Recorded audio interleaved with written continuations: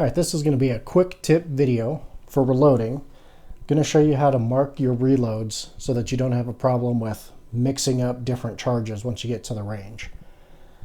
You know, a lot of people have a system, the way they organize. I used to just go from one side to the other when I was loading charges.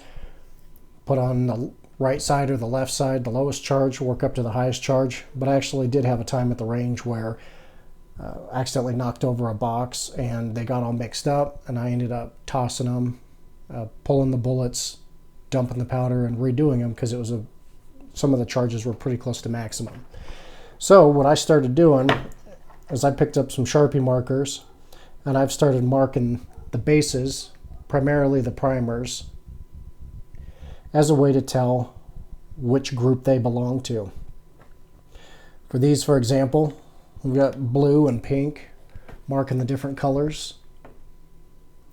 So each different loading can be marked with a specific color. Got an example here of some of the 450 Bushmaster loads.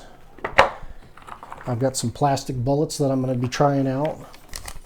And so what I did is I've got a couple different powder charges.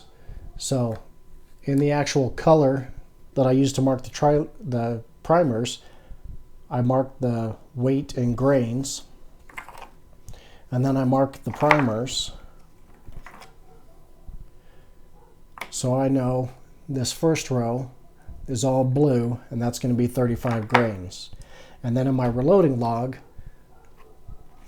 I can go through and make sure that I'm putting down velocities and correct information for the 35 grain bullets. Another trick you can do, for those of you that like to do ladder tests or other tests where your bullets may be striking near to each other on the target and you want to make sure you know which hole is from which group, and maybe you don't have a spotter or you're not close enough to tell, something you can do is you can actually use that Sharpie and you can mark the actual bullet itself. Now what that'll do is as that bullet hits the paper, it'll wipe off a small amount of that ink. It's not going to be a really obvious mark, but if you look closely at the holes, especially on white paper, a white target, you're going to be able to see a little bit of that. You can use different colors. You can even use multiple colors on the same bullet. Here I've got a blue and a red. So if you run out of colors and you need to use some of them over again, you can do 2 or 3 colors split up like this, and you might still be able to see which holes belong to which load. So that's been a quick tip on reloading, way to keep your reloads a little more organized.